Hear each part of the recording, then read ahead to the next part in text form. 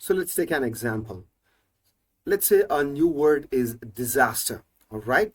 So we found this word and we're not sure about the meaning. So we can write down the simple meaning after we have researched it. So something really bad or terrible, like a plane crash, right?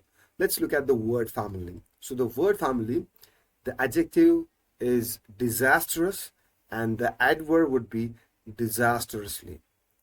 Disaster is a noun. And some example sentences.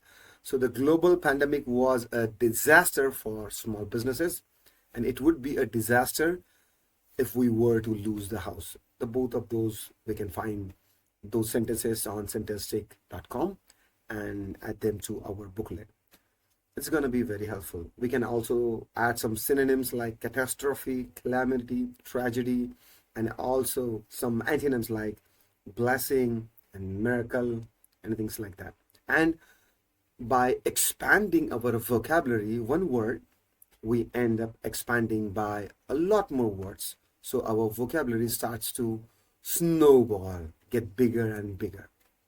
And we can write down some collocations like something spells disaster for someone, or something is disaster area or disaster zone. Okay. So this is a very thorough, very comprehensible, complete way for us to increase our vocabulary. Now this is going to be helpful not just for IELTS reading, but also for IELTS listening, also for IELTS writing, and for speaking.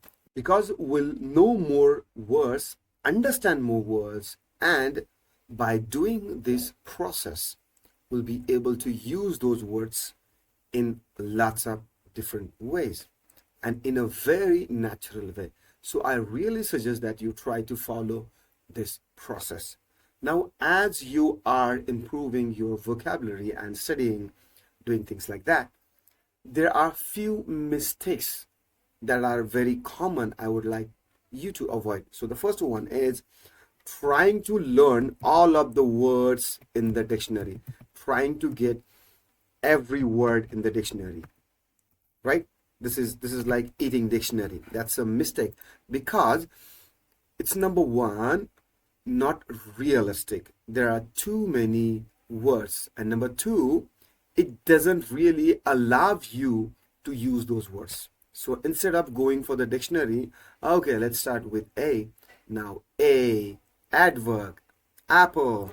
I want you to instead focus on how to use a small amount of vocabulary words in everyday situations, and use the process we talk about, finding synonyms and finding collocations and example sentences, and really get deep understanding of that word, how to use it in contextual awareness, how other people use it, what are the different ways we can use that word while speaking, for writing, and as well as for reading too. And that way your vocabulary is going to be much more practical, much more useful, instead of just eating the dictionary and knowing the meaning.